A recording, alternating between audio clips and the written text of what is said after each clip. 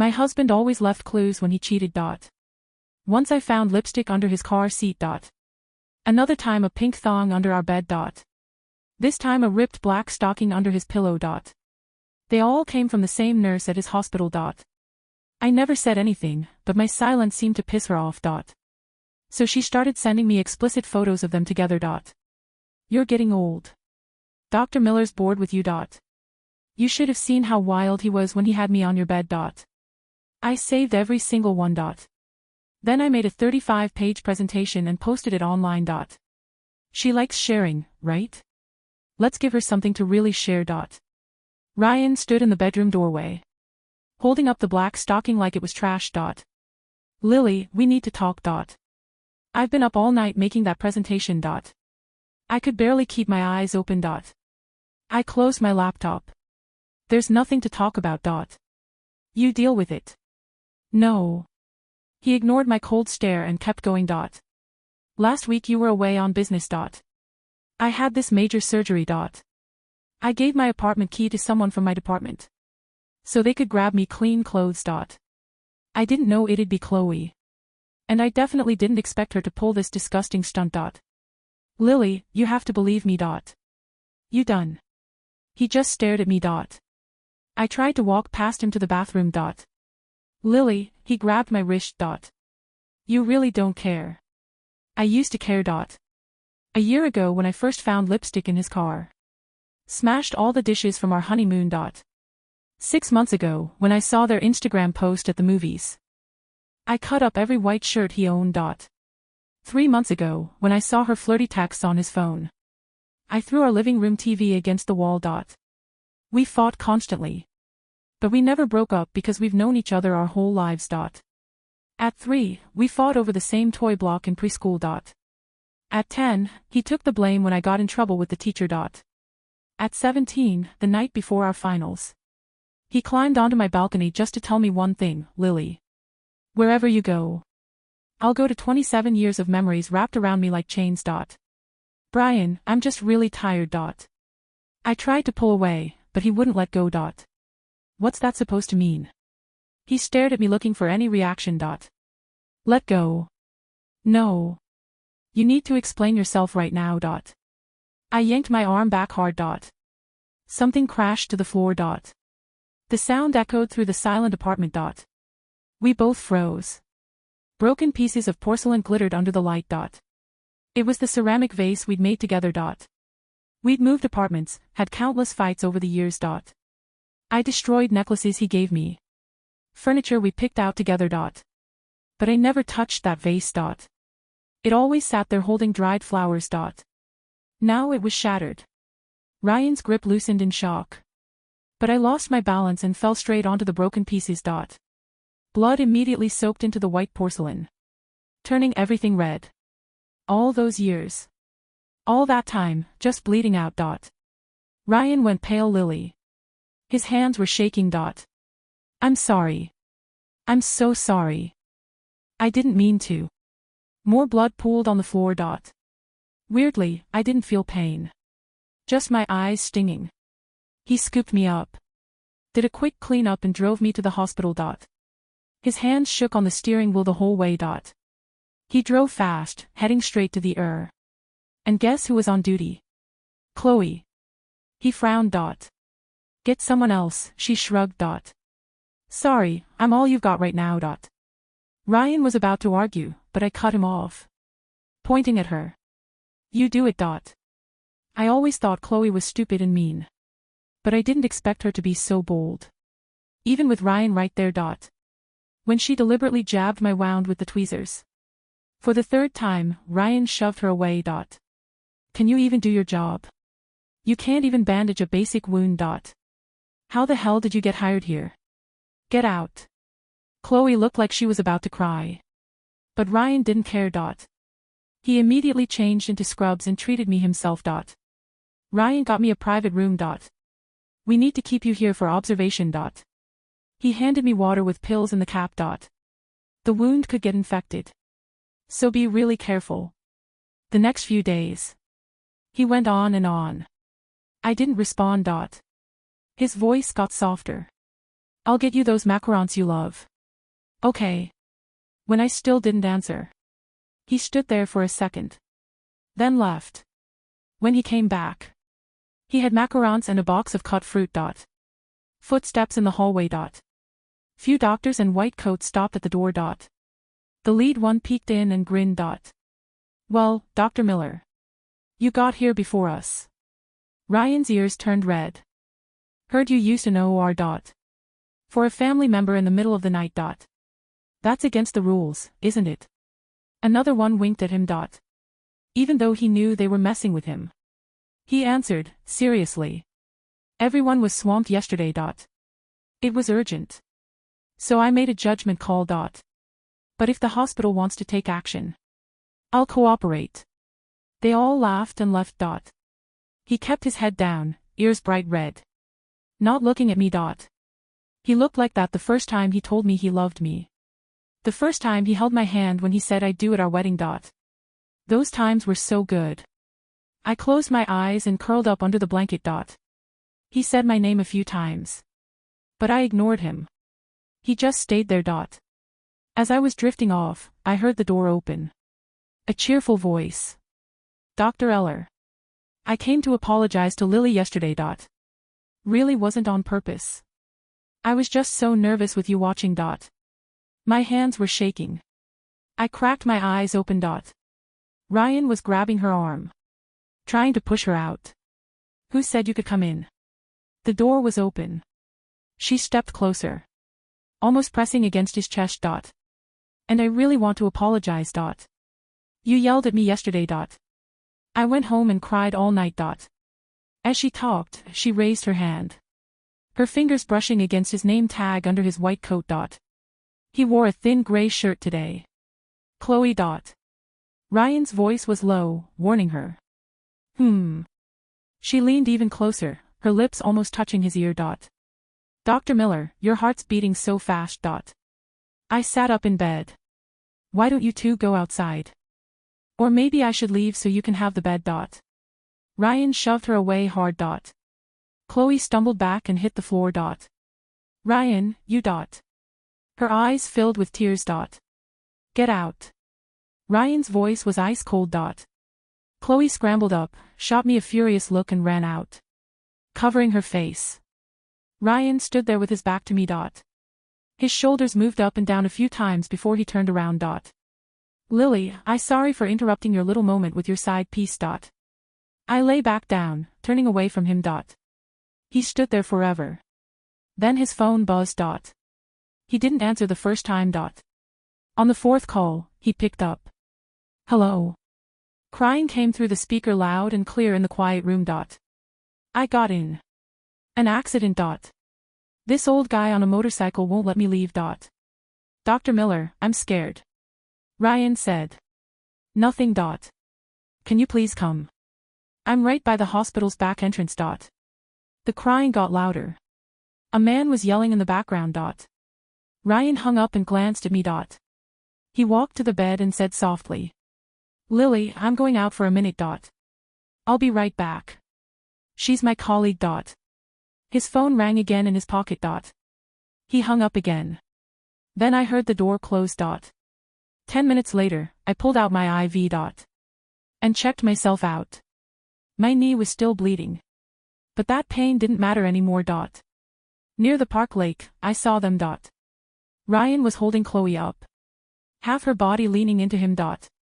Her right hand was on his shoulder. Her left on his waist. Her fingers traced along his belt. Stroking it over and over. Ryan's free hand tried to pull away. But Chloe was faster. She slipped her fingers into his palm and laced them together. He went stiff but didn't pull away. I stopped dead. Chloe seemed to sense something and turned. She whispered in Ryan's ear. He nodded, let go of her hand and walked toward the outpatient building. Chloe waited until he was gone. Then walked toward me. Oh. You're out already. Why didn't you ask Dr. Miller to take you home? I ignored her. She followed me. I glanced at the ankle she'd just been faking. She shrugged. You know what? He carried me the whole way here. His hand never let go. Don't you think a surgeon would know if I was really hurt? She tilted her head, smiling. But I get it, she sighed. Fake sympathy. After so many years. You two have no passion left. Just have it right. You done? I stopped walking. Oh. Are you mad? She covered her mouth, giggling. Every man cheats. You can't expect him to be faithful forever. But I do admire you being able to ignore it all, Chloe. I cut her off. You know what's really pathetic about you? Her smile froze. You have to use disgusting tricks to steal a man. Who doesn't even love you. She grabbed my wrist. What did you say? Exactly what it sounds like. I shook her off, let go. I yanked my hand back hard, making her stumble. She instinctively shoved me. I fell backward toward the lake. I grabbed her on the way down and we both crashed through the ice. It made a huge splash. Everyone looked. Including Ryan, who just come back. He hadn't seen Chloe push me. So from his angle, it looked like I tried to push her. But she pulled me in. Ryan quickly pulled her out. Chloe was soaked, her uniform clinging to her, shivering. She threw herself into Ryan's arms, sobbing. Dr. Miller, she buried into his chest. Even his shirt buttons came undone. Ryan didn't speak. He just stared at me. I'd seen that look before. That's how he looked at me. Every time I caused a scene these past 2 years. Cold, disappointed. Annoyed. Lily. His voice was heavy. This is someone's life. If you have a problem, take it out on me. Not on someone else. I didn't bother arguing. I reached for the muddy bank, trying to stand. But Chloe suddenly fainted and kicked me hard right on my wounded knee. My hand slipped. I fell back into the lake. Ryan scooped up Chloe and rushed toward the clinic. He never looked back. This fall was worse. The back of my head hit the ice. Everything went black. For a few seconds. I swallowed icy water, choking. Unable to cough, I tried to get up. But my right leg completely gave out. Every move made my vision go dark. Finally, the cleaning lady found me. When she pulled me out with a mop handle. I was too frozen to talk. My lips were purple. My fingers so stiff I couldn't close them. She draped her jacket over me. How'd you fall in? Where's your family? I shook my head. The second I stood up. Sharp pain twisted through my lower stomach. Everything went black. I passed out. When I woke up, Ryan was slumped by my bed. I moved my fingers, jerked awake Lily. His voice was wrecked and his eyes turned red. You're awake. I'm sorry. This is all my fault. He reached for my face but stopped. Mid-air. Then just pressed my hand against his cheek. Warm tears dripped onto my hand. I'm sorry. Once you recover. We can. I slowly processed what he was saying. Are you saying? My hand went to my flat stomach. A crushing pain hit my chest. Here without my knowing a child had briefly existed. I clenched my hand tight, nails digging into my palm, trembling. He knelt by the bed, apologizing. Rambling about finding the best doctors. Surrogate's option. I just stared at him like he was a stranger. Why would I need a surrogate? He flinched, eyes flickering. Then quickly explained. The OB/GYN said you're too thin. Pregnancy would be really hard on you. I don't want you to suffer. I stared at him. At my last checkup. You said everything was fine. That I was totally healthy for pregnancy. Ryan, what are you hiding? I could guess the truth. Adam's apple bob. I'm not.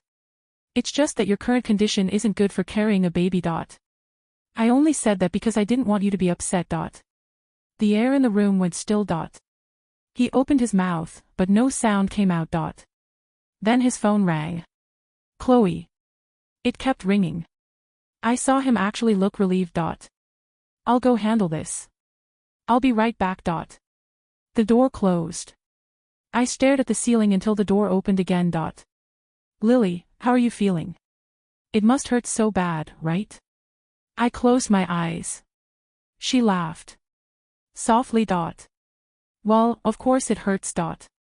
You had half your uterus removed. My eyes snapped open. What? The words hung in the air like toxic smoke. Half your uterus. I didn't scream. I didn't cry. I just looked at Chloe. She was smiling, a small, cruel twitch at the corner of her mouth that she tried to disguise as sympathy. He didn't tell you, she whispered, leaning in. He had to. To save your life, of course. You were bleeding out. But, well, it's tragic. No little Ryan's running around. The door clicked open. Ryan walked in, looking breathless, his phone shoved hastily into his pocket. He looked at Chloe, then at me. The tension in the room was sharp enough to cut skin. Chloe, Ryan said, his voice tight. I told you to wait outside. I was just keeping Lily company, she said, straightening up and brushing imaginary lint off her shoulder. She was asking about the surgery. Ryan went pale. He looked at me, terror distinct in his eyes. Lily. Is it true? My voice sounded foreign. Scratchy. Dead. Ryan rushed to the bedside, falling to his knees. He tried to take my hand, but I let it hang limp off the mattress. Lily, listen to me. The damage to the uterine artery was severe. The fall, the impact on the ice. I had no choice. It was you or the uterus. I chose you. I will always choose you. Did you do the surgery? I asked. He hesitated. Just a fraction of a second. I assisted. Dr. Evans was lead. Liar, Chloe chimed in from the doorway. Dr. Evans was stuck in traffic. You took lead. You were heroic, Ryan. Ryan shot her a look of pure venom, but she just winked and slipped out into the hallway. I closed my eyes.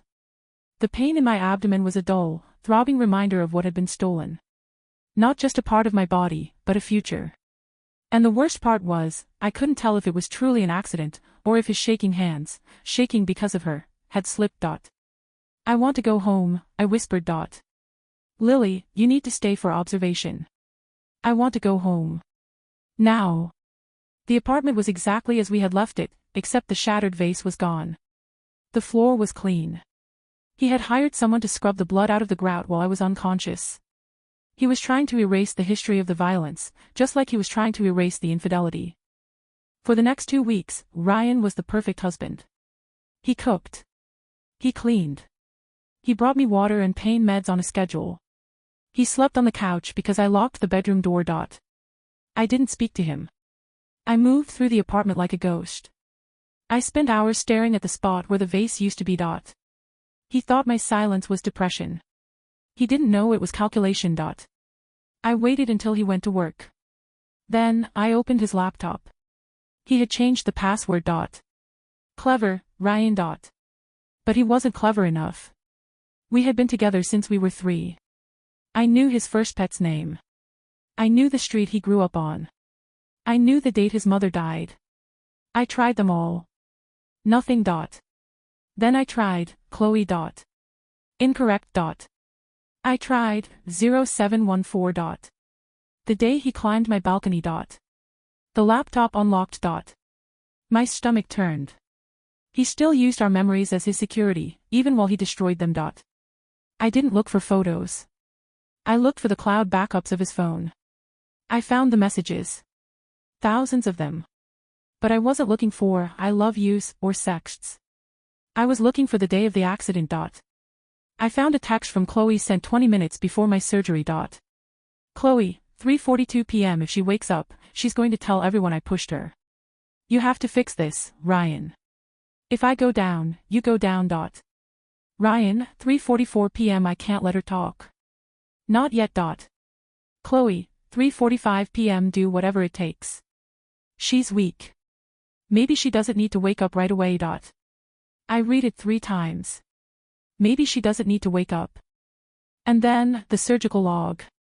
I accessed the hospital portal using his saved credentials. I pulled the op report for my surgery. Surgeon of record, Dr. R. Miller. Anesthesiologist, Drive S. Carter. Circulating nurse, C. Danvers. Chloe was in the room. She wasn't just a nurse on duty, she was in the operating room while her lover cut into my body. I downloaded everything. The logs, the texts, the photos. I saved them to an external drive, then I taped the drive underneath the bottom drawer of the bathroom vanity. When Ryan came home that night with takeout Thai food, I looked at him. Really looked at him. The man who took the blame for me in second grade. The man who promised to go wherever I went. Lily? He asked, setting the bag down. You okay? You're looking at me. I'm fine, I said softly. Just thinking. About what?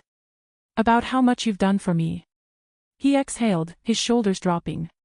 Relief. He thought I was coming back to him. I'd do anything for you, Lil. You know that. I know, I lied. I needed a lawyer, but not just any lawyer. I needed a shark. I found Eleanor Vance. She was known for destroying high-net-worth men in court. I met her in a coffee shop 3 towns over. I wore sunglasses and a scarf. I slid the flash drive across the table. Eleanor plugged it into her tablet. She scrolled in silence for 10 minutes. Her face remained made of stone, but her eyes narrowed. This text, she pointed to the screen. I can't let her talk. Yes, I said. And she was in the war. Yes. Lily, Eleanor took off her reading glasses. This isn't just divorce. This is criminal. Malpractice. Conspiracy. Assault.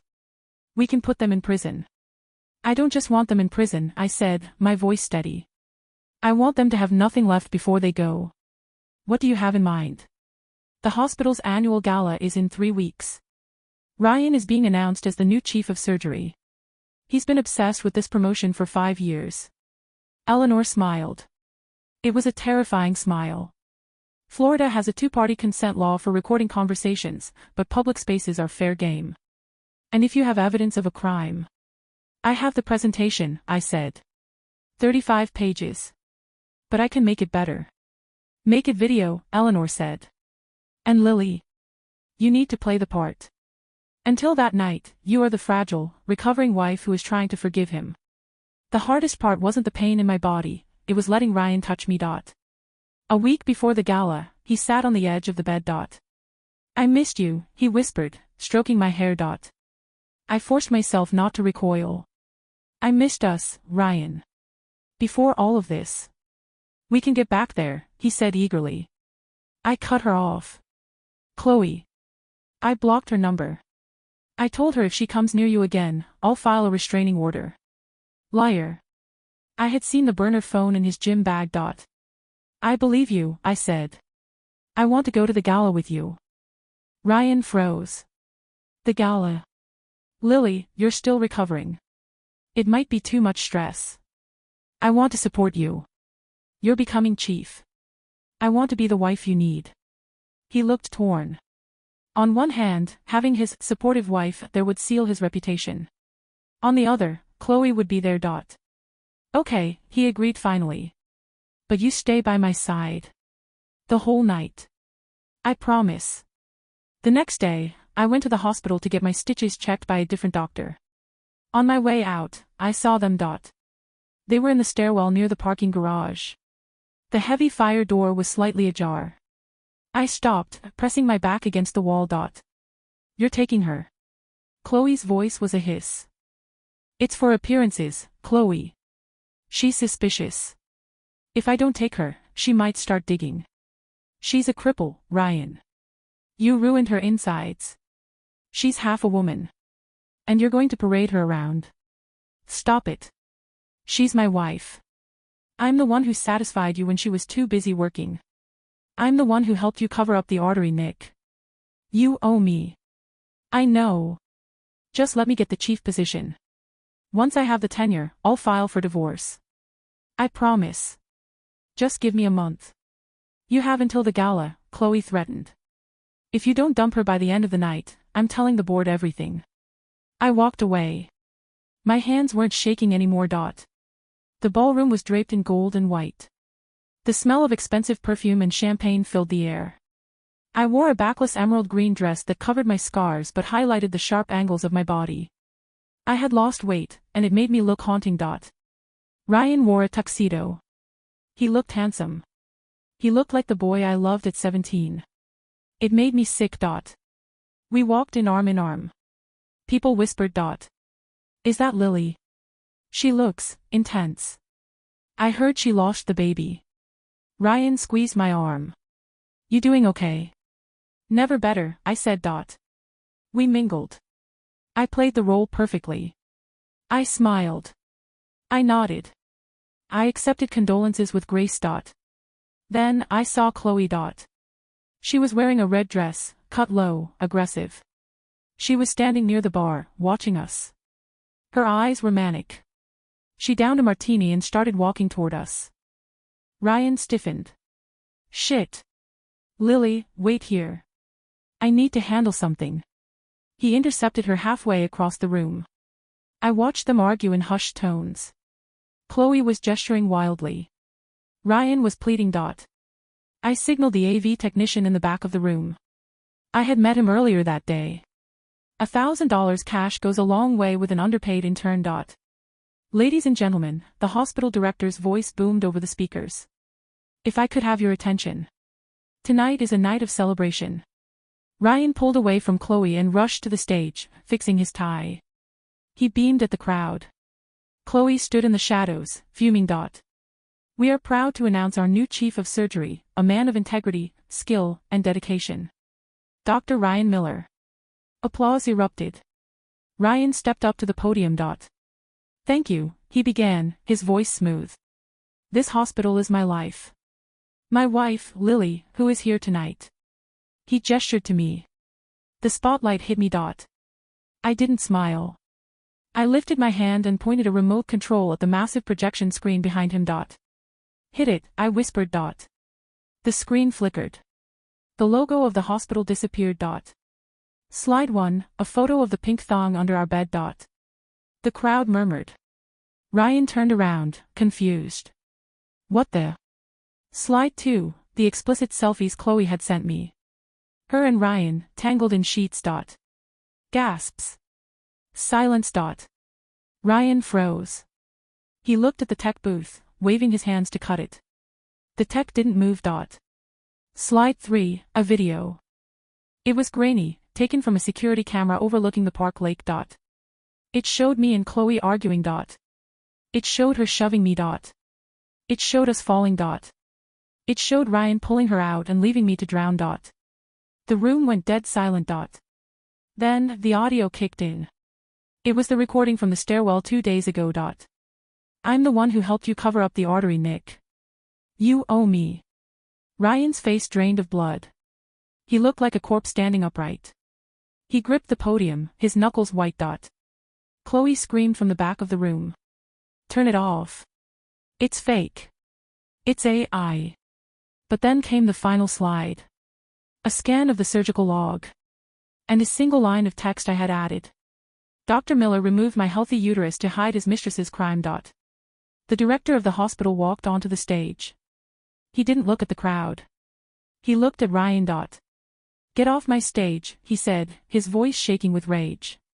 And get out of my hospital. Ryan looked at me. For the first time in years, he wasn't looking past me. He was seeing me. Lily, he mouthed. Why? I walked toward the stage. The crowd parted like the Red Sea. I stood at the bottom of the stairs, looking up at him. You said wherever I go, you'll go, I said, my voice carrying clearly in the silent hall. I'm going to hell, Ryan. Enjoy the ride. The fallout was nuclear. The police were waiting at the exit. They arrested Chloe first. Assault with intent to cause great bodily harm. When they handcuffed her, she spit in Ryan's face. Ryan was taken in for questioning regarding medical malpractice and obstruction of justice. I didn't stay to watch. Eleanor Vance had a car waiting for me. In the weeks that followed, the story went national. The surgeon, the mistress, and the wife. Ryan lost his license. The civil suit Eleanor filed took everything. The apartment, his savings, his pension. He tried to call me from jail. I never answered. 6 months later, I visited the house we grew up in. My parents were gone, but the swing set was still there. The block we fought over in preschool. I sat on the porch. I was scarred. I was barren. But I was free. A car pulled up. It was Ryan's mother. She looked 10 years older. Lily, she said softly. He asks about you every visitation. I don't care, I said. He says he loves you. He says he was sick. He was, I agreed. And now he's cured. He wants to know, did you ever love him? During the end. I looked at the trellis where he climbed up at 17. The wood was rotting now. I loved the memory of him, I said. But the man who died in that hospital room? I didn't know him. She nodded, tears in her eyes, and left. I stood up. I had a flight to catch. Paris. Art school. Something I gave up 10 years ago to support Ryan through med school. I took the wedding ring out of my pocket. I had kept it for this moment. I walked to the frozen lake at the edge of town, the one where we had our first kiss, not the one where he let me drown. I threw the ring. It hit the ice, skittered across the surface, and vanished into a crack. I didn't watch it sink. I turned around and walked away, the chains finally falling off.